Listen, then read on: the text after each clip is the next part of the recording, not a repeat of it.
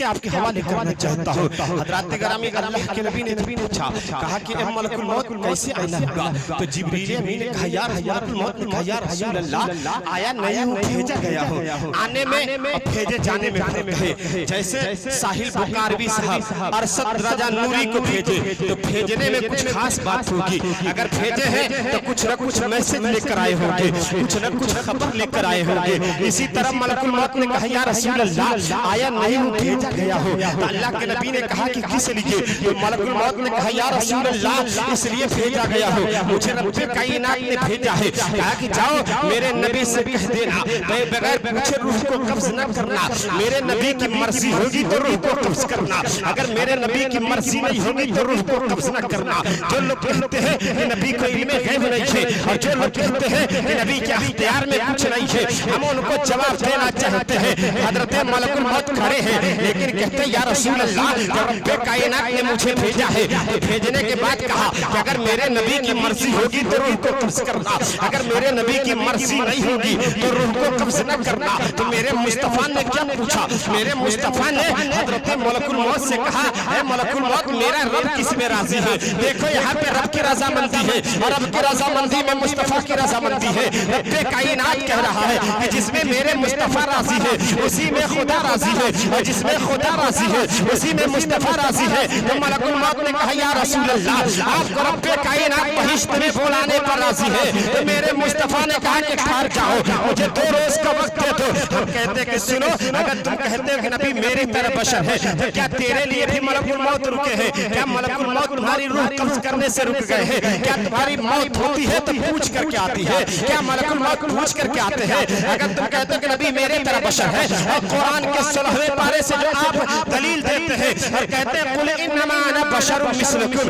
नबी मेरे मिस्ल है, हम कहते हैं नादान पहले इसका तर्जुमा तो सही करो। कुल इन्नमा अना बशरुम मिस्लुकुम, ए महबूब तुम कह दो कि हम तुम्हारे तरह बशर हैं, जबकि रब्बे कायनात भी नहीं कह रहा है। तो रब्बे कायनात को ये कहना नहीं कह रहा है। अगर रब्बे कायनात कह दे तो सर्टिफिकेट बन जाए, रब्बे कायनात कह दे तो सनद बन जाए, रब्बे कायनात कह दे तो बायोडाटा बन जाए, सारी दुनिया कह सकती है। लेकिन रब्बे कायनात ने कहा कुल इन्नमा अना बशरुम मिस्लुकुम, ए महबूब तुम कह दो कि हम तुम्हारी ही तरह बशर हैं। हज़रात करामी लेकिन अब आप एक तरफ और हम आपको बताना चाहते हैं तारीख के हवाले से कि जब मेरे मुस्तफा ने कहा कि ठहर जाओ जिब्रील को आ जाने दो, हज़रात करामी इतना कहना था कि बुलबुल सिदरा हुजरे आयशा में दाखिल हो जाते हैं। कहते या रसूल अल्लाह किस लिए हुक्म हुआ आने का? तो मलकुल मौत के सामने रब्बे अल्लाह के नबी ने हज़रत जिब्रील से कहा कि जिब्रील मलकुल मौत को समझा दो। जिब्रील ने कहा या रसूल अल्लाह मलकुल मौत को क्या समझा दो? तो मेरे मुस्तफा ने कहा कि मलकुल मौत को समझा दो कि मेरी उम्र 90 बरस की है, 53 साल मक्के में रहा, 10 साल मदीने में रहा, 63 साल की उम्र गुजरी है कि मलकुल मौत आ गए हैं। तो जिब्रील अमीन से पूछने का मकसद और पूछने का मतलब ये था कि नबी कहते हैं कि देखते को जिब्रील को मालूम है कि नहीं? तो जिब्रील अमीन ने कहा या रसूल अल्लाह आपका कहना भी ठीक है और मलकुल मौत का आना भी ठीक है। अब जरा बताओ क्या भी इस स्टेज रसूल पर एक से एक उलमाए कराम तशरीफ फरमा है।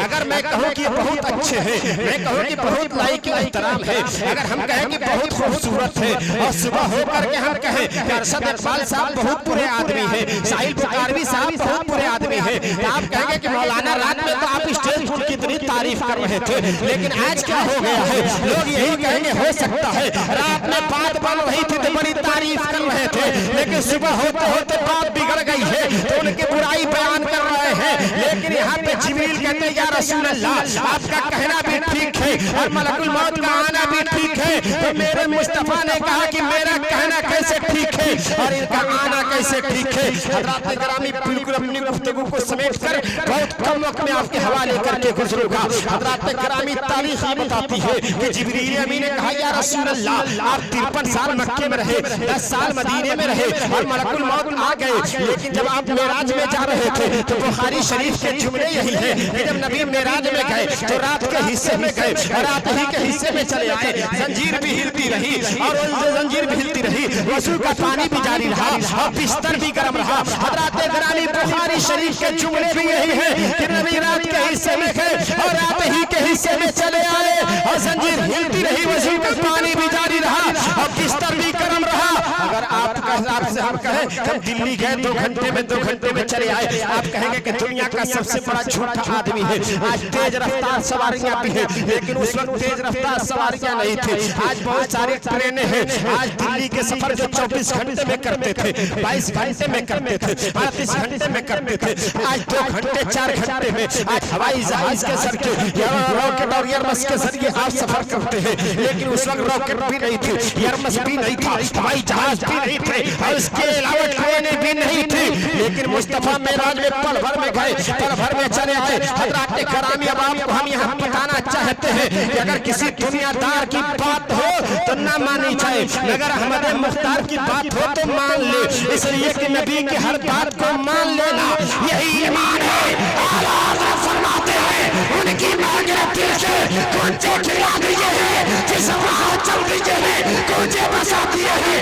अल्लाह का जहन्नम अब भी न सर्द होगा, रोलों के मुस्तफा ने दरिया बहा दिए हैं। दुनिया के देखने में पल भर में गए थे, लेकिन या रसूल अल्लाह 27 बरस का अरसा आपका मेरा जी जिंदगी है। बताइए चला कि 63 साल की जिंदगी ज़ाहिरी जिंदगी है, बातिनी जिंदगी 27 बरस की है और 63 में 27 जोड़ो तो 90 बरस की उम्र हो जाती है।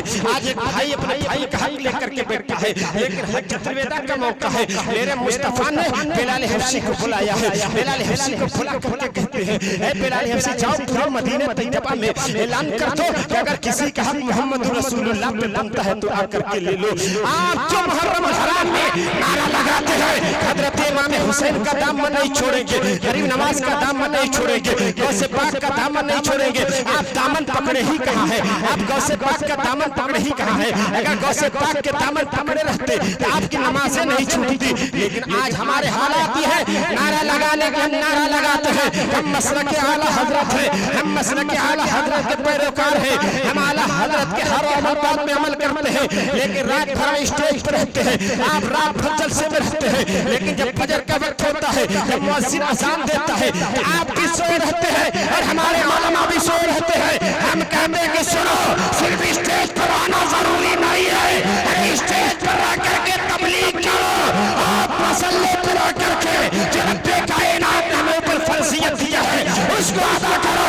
तभी तो किसी आशिक ने कहा है कि खुदा की है रज़ा बेशक, रज़ा जो मुस्तफा की है। अरे जो मर्जी मोहम्मद की वही मर्जी खुदा की है, और खुदा के रज़ा चाहते हैं तो आलम, और खुदा चाहता है रज़ाए मोहम्मद। मलकुल मौत को कहते हैं मलकुल मौत, और ठहर जाओ। हजरत जिब्रील अमीन हजरत बिलाल हबशी को बुलाने के बाद कहते हैं पूरे मदीने तैयबा में ये आवाज पहुंची है, मुनादी की ऐलान किए हैं, पूरे मदीने तैयबा के लोग आते हैं। आने के बाद कहते हैं या रसूल अल्लाह किस लिए बुलाना होगा? तो मेरे मुस्तफा ने कहा अगर मेरे ऊपर हक बनता है किसी का तो आकर के ले ले। लेकिन आज हम ताज्जुब करते हैं, आप भी ताज्जुब करते हैं, हम दावा करते हैं कि नबी के उम्मती है, लेकिन एक भाई अपने भाई का हक लेकर के बैठा है, एक भाई अपने भाई का हक लेकर के बैठा है। आज एक भाई अपने भाई का कातिल बना हुआ है, लेकिन मेरे मुस्तफा ने एक क्या पैगाम दिया है कि सुनो, अपने मरने से पहले अपने भाइयों को बुला करके उसका हक दे दो, बहन का हक बुला करके उससे दे दो, पड़ोसी का हक उससे दे दो। यानी हक अगर हुकूकुल इबाद में कोई कमी होगी तो मरने के बाद उस वक्त तक तुम नहीं बख्शे जाओगे जब तक हमारा अगला इंसान तुम्हें माफ न कर दे। हुकूकुल्लाह में कोई कमी होगी तो रब्बे कायनात अपने कुदरत से माफ कर सकता है। लेकिन एक बात सुनो, हज़रत गिरामी उसमें एक सहाबी रसूल है जिनका नाम हज़रत उकासा है। हज़रत उकासा एक बूढ़े सहाबी है, वो बूढ़े सहाबी बड़ी तेजी के साथ नबी के बारगाह में हाजिरी देते हैं। कहते हैं या रसूल अल्लाह आपके ऊपर मेरा एक हक बनता है और मैं चाहता हूं कि हक ले लो। तो मेरे मुस्तफा ने हरे मजमा में जिसमें अशरे मुबशरा की जमात थी, जिसमें चारों खलीफा मौजूद थे, जिसमें लगभग 500 सहाबे करम मौजूद थे, उसमें हजरत इमाम हसन और हजरत इमाम हुसैन भी मौजूद थे। उनकी मौजूदगी में कहते या रसूल अल्लाह आपके ऊपर मेरा एक हक बनता है, मैं चाहता कि ले लो। तो मेरे मुस्तफा ने कहा बताओ कौन सा हक है? तो हजरत उकासा ने कहा या रसूल अल्लाह आप एक मर्तबा जंग में जा रहे थे, घोड़े पर सवार थे, आपके हाथ में कोड़ा था और जो कोड़ा आपने घोड़े को लगाया था वो घोड़े के जिस्म पर नहीं बल्कि मेरे मुझ पर गिरा था। हाँ मैं उस वक्त नंगा था, मेरे जिस्म पर कोई कुर्ता नहीं था, कोई पहरावा नहीं था, हाँ मेरे जिस्म पर लगा था। हजरत गिरामी जो लोग कहते हैं नबी को इल्म गैब नहीं है, मेरे मुस्तफा ने कहा ऐ बिलाल हबशी जाओ कोड़ा जो मैं जंग में लेकर के जाया करता था मेरी बेटी खातून जन्नत के पास है लेकर के आओ। बड़ी आखिरी मरहले पर चल रहा है। हजरत गिरामी हजरत उकासा की बात सुन करके हजरत बिलाल हबशी जाते हैं। नबी ने कहा हजरत खातून जन्नत से कहते हैं ए खातून जन्नत मेरे मुस्तफा ने वो कोड़ा मांगा है जो अदब तलब किया है, जो घोड़े को लेकर जो जंग में लेकर के जाया करते थे। हजरत खातून जन्नत कहती है अभी तो कल अब्बा जान से बात हो रही थी, अब्बू हुजूर ने कहा कि 2 रोज का वक्त है और दुनिया से मैं हिजरत कर जाऊंगा, रुकोश कर जाऊंगा। हजरत गिरामी हजरत खातून जन्नत को मेरे मुस्तफा ने बुलाया, बुला करके कहा कि बेटी अब मैं बहुत जल्द दुनिया से हिजरत कर जाऊंगा। अगर एक बाप अपने बेटी को अपने जिस्म के टुकड़े को अपने दिल के टुकड़े को बुला करके ये बात कहे तो उसके पैर से जमीन खिसक जाएगी। जब मेरे मुस्तफा ने कहा हजरत खातून जन्नत रोने लगती है और पल ही भर में मेरे मुस्तफा ने एक बात ऐसी कही कि जिसके वजह से हजरत खातून जन्नत मुस्कुराने लगी। अब आप कहेंगे कि मौलाना सिराजुद्दीन निजामी अब आप बताइए कि मेरे मुस्तफा ने कौन ऐसी बात कही थी जिस वजह से हजरत खातून जन्नत रोने लगी थी और कौन ऐसी बात कही कि वो मुस्कुराने लगी थी? तो मेरे मुस्तफा ने कहा ए बेटी मैं दुनिया से हिजरत कर जाऊंगा तो खातून जन्नत अश्कबार हो जाती है, चेहरे पे उदासी हो जाता है और रोने लगती है। पल ही भर में कहते हैं कि बेटी खातून जन्नत घबराने की जरूरत नहीं है। ठीक मेरे इंतकाल के ठीक 6 महीने के बाद तो भी दुनिया से हिजरत कर जाएगी, इंतकाल कर जाएगी और शेरी करेगी अली के दस्तरखान पे, इफ्तारी करेगी नबी के दस्तरखान पे। आज पूरी दुनिया में जितने भी फिरके वाले हैं, आज पूरी दुनिया में जितने भी मज़ाहिब वाले हैं, आज पूरी दुनिया में जो कहते हैं नबी को इल्म गैब नहीं है, एक भी हवाला ला करके जमा करे और कहे कि नबी ने कहा था कि 6 महीने के बाद इंतकाल कर जाएगी। तो कोई ला करके दिखाए कि 6 महीना 1 दिन के बाद इंतकाल की है या 8 महीने पर इंतकाल की है। अगर मेरे मुस्तफा ने रात को दिन कहा तो दिन हो के रहा, अगर मेरे मुस्तफा ने दिन को कहा रात तो रात हो करके रही। अगर नहीं मालूम है तो कुरान के इस आयत करीमा को पढ़ो वत्तुहा वल्लैली इज़ा सजा मा वद्दअका रब्बुका वमा क़ला वलल आखिरतु खैरुल लका मिनल ऊला। इसमें सारे फलसफे, इसमें सारी बातें मिल जाएगी। हजरत गिरामी अब कहते हैं कि ए मलकुल मौत अब मेरी रूह निकालना चाहते तो रूह निकाल लो। हजरत गिरामी रूह को कब्ज़ करते हैं। तारीख ये बता रही है कि हजरत खातून जन्नत रात में ख्वाब क्या देखती है? जितने भी सहाबा हैं कल दिन में बाद नमाज ज़ोहर के बाद मेरे मुस्तफा दुनिया से हिजरत किए हैं। आज जो लोग कहते हैं कि 12 रबीउल अव्वल मनाना शिर्क बिदअत है और ये कहते हैं कि गम मनाना चाहिए, हम कहते हैं कि गम वो मनाए जिसका नबी मर गया है। हमारा नबी तो कल भी जिंदा था, हमारा नबी तो आज भी जिंदा है और ता क़यामत तक जिंदा रहेगा। अल्लाह हज़रत फरमाते हैं तो जिंदा है वल्लाह, तो जिंदा है वल्लाह। मेरी जश्न आलम से छुप जाने वाले इन सारे बदअक़ीदों को कहते हैं ए बदअक़ीदों चलो बरेली की धरती पर और आला हज़रत की चौखट पकड़ करके कहो कि मैं मुजरिम हूँ, आका मुझे सांस ले लो कि रास्ते में है जा बजा पाने वाले।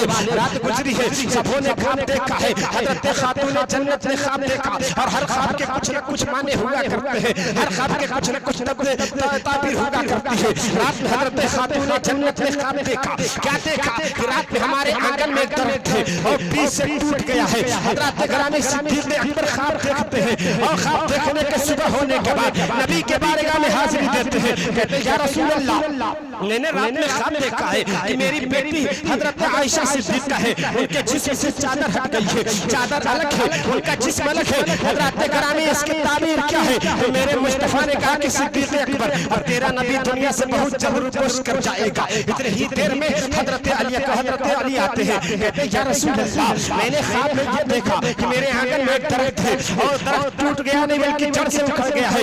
اس خواب کی تعبیر کیا ہے؟ تو میرے مصطفیٰ نے کہا کہ تیرا نبی بہت جلد دنیا سے روپوش کر جائے گا۔ اتنے دیر میں حضرت عمر دوڑتے ہوئے نبی کے بارے میں آتے ہیں اور آنے کے بعد کہتے ہیں یا رسول اللہ میں نے خواب دیکھا رات میں دو آدمی کے فریق میں میں فیصلہ کر رہا تھا، اور جب فیصلہ کر رہا تھا تو ایک کے حق میں صحیح فیصلہ ہو رہا تھا، دوسرے کے حق میں فیصلہ صحیح نہیں ہو رہا تھا، جبکہ آپ نے کہا کہ جب عمر بیٹھے گا تو دودھ کا دودھ اور پانی کا پانی فیصلہ کرے گا۔ لیکن آج تو ایسا برس ہو گیا ہے کہ میں نے دو کے درمیان فیصلہ کیا، کبھی کسی کے حق میں بہتر ہوتا ہے کبھی کسی کے حق میں بہتر ہوتا ہے۔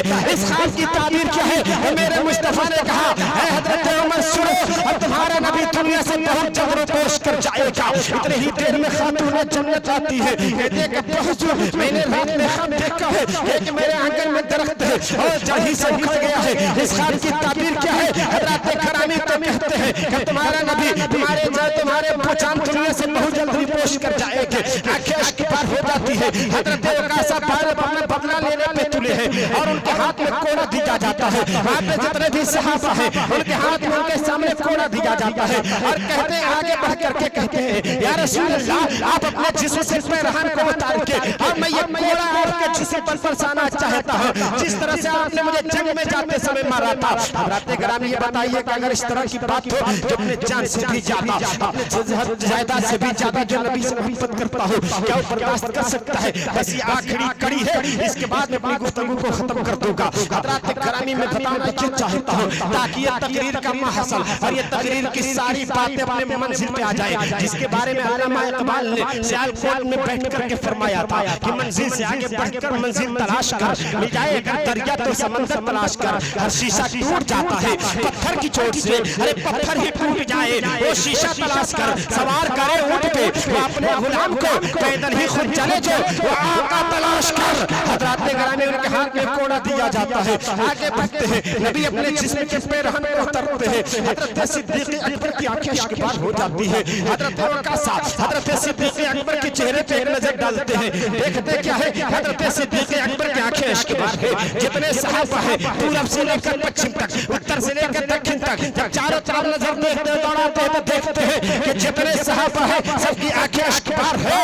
حضرات گرامی اس کوڑے کو کچھ دوری پر پھینک دیتے ہیں اور پھینکنے کے بعد کہتے ہیں یا رسول اللہ مجھ جیسے ناکارہ انسان کی کیا حقیقت ہے جو آپ کے جسم پر کوڑا برسائے؟ یہ تو ایک بہانہ تھا جو رب کائنات نے آخری نبوت کی مہر جو کیل ٹھوک کر کے بھیجا تھا کہ اب آپ کے بعد کوئی نبی پیدا نہیں ہوگا، اسی آپ کے شان مبارک پر جو آخری نبوت کی مہر ہے میں اسے چومنا چاہتا ہوں۔ چوم لیتے ہیں اور کہتے ہیں یا رسول اللہ آپ میرے لیے کچھ کہہ دیجئے۔ تو میرے مصطفیٰ نے کہا اے بے عکاشہ سنو دنیا کی آنکھ یہ دنیا کی آنکھ ہے اور تجھے جہنم کی آگ بھی نہیں جلا سکتی ہے۔ آج ہم بدعقیدوں کے پیچھے نماز نہیں پڑھتے ہیں، بے بندیوں کے پیچھے نماز نہیں پڑھتے ہیں، لیکن یہ بھولے بھالے لوگ کہتے ہیں کہ پڑھ لینے میں کیا دقت ہے، پڑھ لینا چاہیے۔ آج وہ بھی لڑائی کرتے ہیں کہ پڑھ لینا چاہیے، ہم کہتے ہیں ارے یہ لڑائی ہم سے کیوں کرتے ہو؟ کربلا میں فاطمہ کے لال سے کیوں نہیں کرنی چاہیے؟ ایک طرف 22,000 کا لشکر ہے، ایک طرف 72 ہے، ایک طرف حافظ عمرو بن سعد نماز پڑھا رہا ہے، ایک طرف حضرت امام حسین پڑھا رہے ہیں، 72 کی امامت یہ کر رہے ہیں، 22,000 لشکر کی امامت وہ کر رہا ہے، لیکن وہ کہتا ہے یا رسول کہتے ہیں امام حسین آپ اس میں آ کر کے نماز پڑھ لیجئے، نماز ادھر بھی ہے، نماز ادھر بھی ہے، سجدہ ادھر بھی ہے، سجدہ ادھر بھی ہے، قیام ادھر بھی ہے، قیام ادھر بھی ہے، رکوع ادھر بھی ہے، رکوع ادھر بھی ہے، جیسا تسبیح ادھر ہے ویسا ہی تسبیح ادھر ہے۔ اب آپ کو بتانے لگا کہ سنو جیسا سجدہ حسین کا ویسا ہی سجدہ یزید کا، جیسی تسبیح حسین پڑھے ویسے ہی تسبیح یزید پڑھے، جس کا کلمہ حسین پڑھتے ہیں اسی کا کلمہ یزید پڑھتا ہے۔ لیکن حضرت امام حسین نے کربلا میں دنیا والے کو پیغام دیا تھا، جب عمرو بن سعد نے آ کر کے کہا تھا امام حسین تعداد دیکھ کر کے نماز پڑھ لیجیے، اس لیے کہ زیادہ تعداد میں نماز پڑھیں گے تو زیادہ ثواب ملے گا، کثیر تعداد میں نماز پڑھیں گے تو ثواب زیادہ ملے گا۔ آج بھولے بھولے لوگ کہتے ہیں ہم یہاں مرغیاں ٹولہ کی مسجد میں نہیں، ہم سیوان کی جامع مسجد میں پڑھیں گے. لیکن میں کہتا کہ سنو، ارے کثیر تعداد دیکھ کر کے مت جانا، تعداد دیکھ کر کے مت جانا، امام دیکھ کر کے جانا.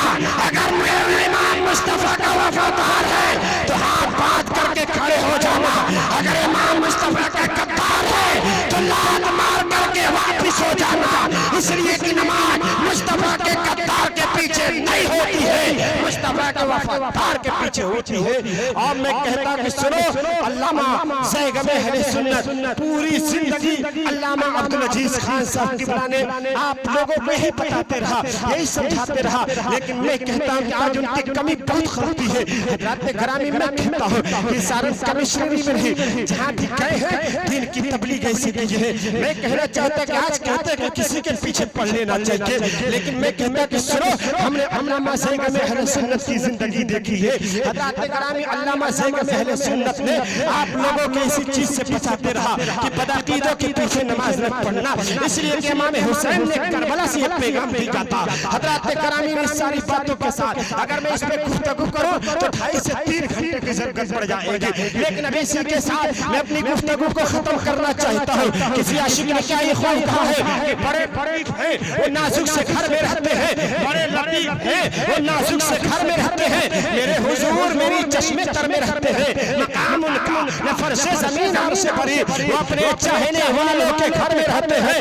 ہم کہتے ہیں سنو، ارے جو کہتا کہ نبی کوئی بغیر نہیں ہے تو قرآن کا 30واں پارہ اٹھا کر کے پڑھے. رب کائنات فرماتا ہے وما ہوا علی الغیب بضنین. ہمارے نبی غیب کی باتوں میں بخالت نہیں کرتے، بخیل نہیں ہے. پتہ چلا کہ میں غیب ہے تب تو بانٹتے ہیں. انہی ساری باتوں کے ساتھ میں اپنی گفتگو کو سمیٹ کر کے آپ کے سامنے حوالے کر کے گزرنا چاہتا ہوں کہ صحرا میں جنگلوں میں بیابان میں پڑھو، صحرا میں جنگلوں میں بیابان میں پڑھو. ارے مینار گر پڑے تو میدان میں پڑھو. ارے یہ بے خبر نجومی کیا بتائیں گے کل ہونے والا کیا ہے. قرآن میں پڑھو اسلام زندہ باد، اسلام پائندہ باد، مسلک اعلیٰ حضرت زندہ باد. آپ مسلک اعلیٰ حضرت پہ ہمیشہ قائم و دائم رہے.